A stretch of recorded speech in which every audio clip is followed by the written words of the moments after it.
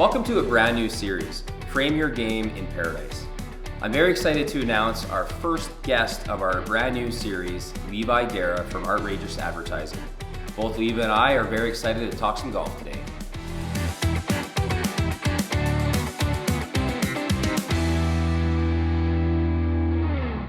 Honestly, big question is, how many years have you been in business? What brought you to this point in your career, I guess? It stuck with me right from age 12, I would say, would be kind of when I first really cared about playing the game of golf, which led into getting a job as a club scrubber, cart washer, range ball picker. Fast track to 2024, I'm still doing it. So your focus is really helping people enhance or really just help the way that they play golf. Yeah, I think enhance is the right word. In our series of lessons to this point, we've had a lot of success. And again, that circles back to why I'm doing these videos and why I want to change the platform to defining to the actual student's body and the student's ability and what their limitation is and what their success ceiling might look like. Right. I need to get in front of that person so I can explain that to the best of my ability, and again, ultimately have that student have more success and opportunity in the game of golf. And not just for lower scores, but to actually come out and enjoy the 18 holes or 9 holes. You can sit upstairs after and actually talk about some really good positive things that have happened than all the negative things and why you're bad at golf. So yeah, I would agree with you that as an amateur member here at Paradise Canyon, like I'm looking at YouTube videos sometimes. I mean, you can't help it. You're looking at golf content, so they're going to pop up.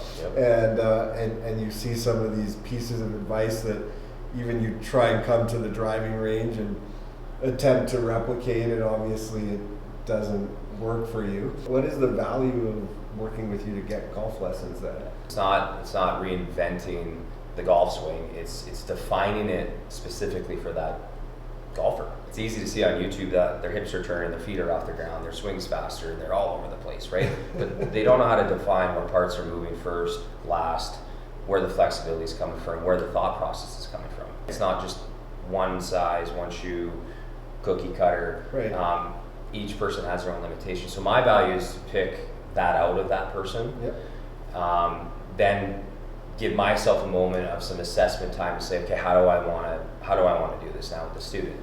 What I've always prided myself on is getting to know the person on a better level first. Right. Golf swing, no question, that's why they're there. But if I understand that I can get inside their brain of what their kind of daily life coming into this lesson looks like and how they treat golf on the golf course, I can kind of tailor that to what we're trying to do, right? How do you get more people involved in the game and excited about a lesson, or maybe not being afraid, I guess, to get a lesson? Their fear that I see all the time is they're going to change my entire golf swing.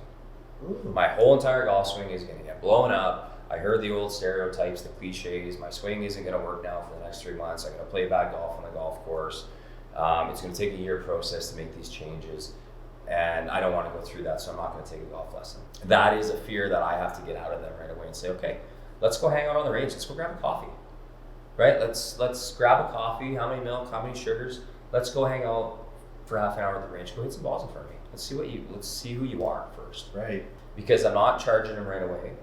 Right. I'm not pinning them with you better do a 5-pack. Buy the pack now. Right.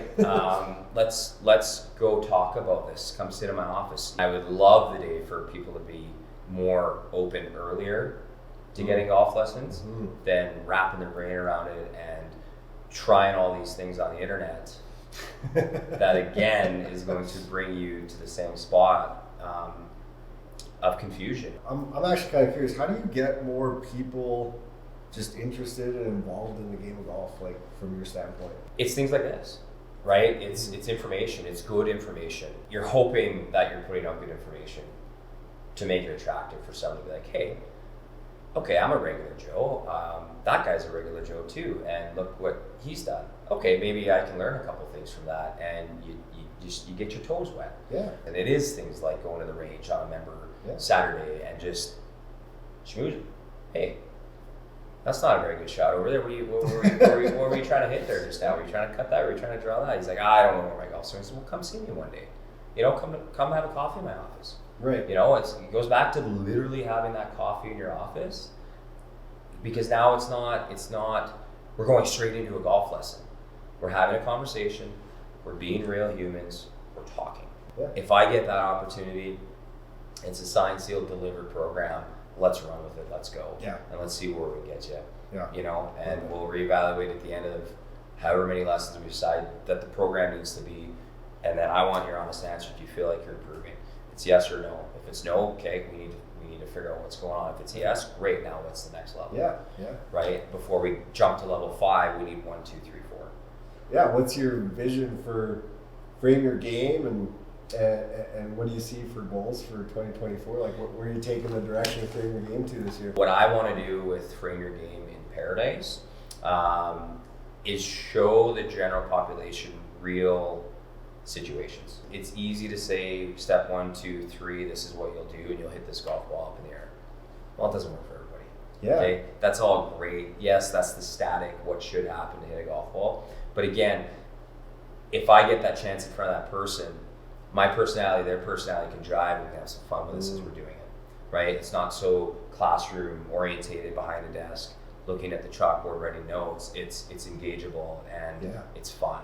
The videos now, after years of doing things, transitioning from last year's videos to me again, I couldn't be more excited. I miss doing it. Yeah. But I didn't want to do it again and just do the same old videos. So this year we're going to see real life people, real life situations. I love it. I love that. And show the real people 9-to-5ers that play golf and that can't practice a bunch. This is what it is. You're going to see how I teach students. You're going to see how I MacGyver my way through situations live on camera, right? I love it. So I'm super excited for it, and I appreciate you bringing that up. Yeah, no, man.